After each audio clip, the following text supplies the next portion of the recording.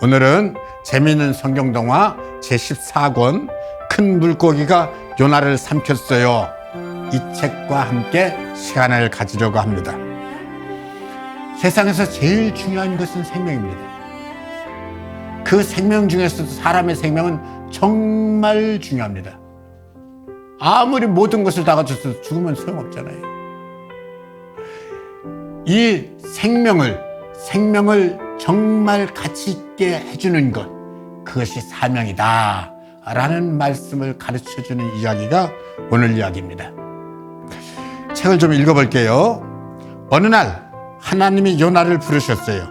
요나야, 너는 저 큰 니느웨 성에 가서 외쳐라. 니느웨는 40일이 지나면 망한다. 이야, 신난다. 그 하나님 말씀 듣고 요나는 매우 기분이 좋아졌어요. 니느웨는 정말 못됐거든요. 그래서 요나는 망해야 된다 생각하고 있었어요. 요나와 하나님과 생각이 같은 것이 있습니다. 니느웨는 정말 못됐다. 진노받아 망해야 될 정도로 못됐다라는 생각입니다.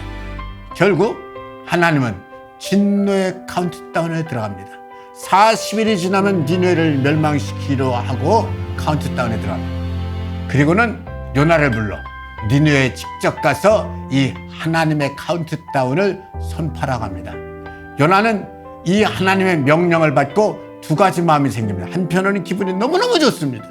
또 다른 마음이 있는데 불안한 마음입니다. 아니, 하나님께서 저 못된 니느웨 성을 그냥 멸망시키면 됐지. 구태 나보고 가서 이 소식을 알리라고 하는 이유가 뭐야? 혹시라도 저들이 내 말을 듣고 회개하고 뉘우치고 돌아오면 안 되지. 요나의 마음과 하나님의 마음 진단은 같습니다. 니느웨는 망해야 될 정도로 못된 성입니다.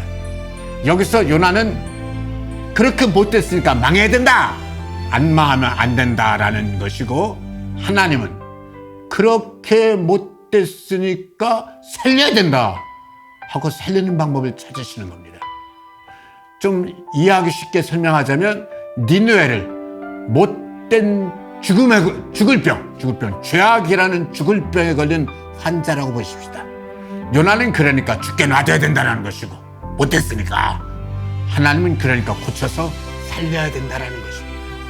여기서 중요한 것은 하나님은 저들이 살 수 있는 기회로서 회개의 기회를 주시려고 하는데, 회개에는 로마서 기록된 말씀대로 들어야 되고, 듣기 위해서는 선포하는 사람이 있어야 되고, 그 선포자로 하나님은 요나를 쓰기 원하시는 겁니다.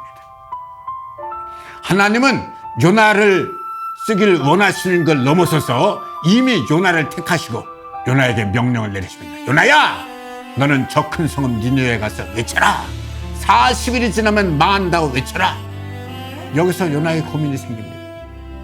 요나 생각에는 니느웨는 무조건 망해야 되는데, 내가 외쳤다가 그 말씀을 듣고 저들이 악한 데서 회개하고 돌아와 망하지 않으면 어떻게 하지?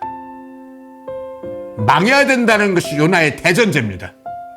요나는 여기서 결심을 합니다. 그런데 우리가 알아야 될 것이 있습니다. 이거 정말 중요한 겁니다. 사명은 내 스스로 결정해서 갖는 것이 아닙니다. 하나님이 내게 주시는 겁니다.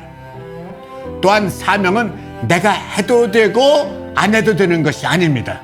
그렇다면 그건 사명이 아니죠. 하나님이 내게 주신 사명은 그 사명을 위해서 내가 태어난 것입니다. 즉, 내게 주신 사명은 내가 이 땅에 태어난 이유고, 살아가는 이유고, 존재하는 이유입니다. 사명을 놓치면 존재 이유를 놓치는 거라는 말씀입니다. 요나가 하나님 주신 사명을 버리고 자기 고집을 내세우고 도망가니까 그는 깊은 바닷속에 던져진 것입니다. 존재 이유를 놓친 겁니다. 그가 살아야 할 이유는 사명인데 자기는 그 사명을 버리고 살려고 합니다. 말이 안 되잖아요. 사명 때문에 사는 건지 사명을 버리고 살아? 생명이 소중한 만큼 사명이 소중한 것입니다. 하나님은 우리를 이 땅에 보내신 것 사명을 위해서입니다. 즉 사명 없이 태어난 사람은, 사명 없이 태어난 아가는 없다라는 말씀입니다. 또한 악한 사명은 사명이 아닙니다. 저들을 망하게 하는 것이 나의 사명이다? 그런 사명이 세상에 어디 있습니까? 죽이는 사명은 없습니다. 죽이는 것은 선한 것이 아니기 때문입니다. 하나님은 선하신 하나님, 살리는 것이 하나님께로부터 온 것이고 하나님 뜻이고 하나님 기뻐하는 것입니다.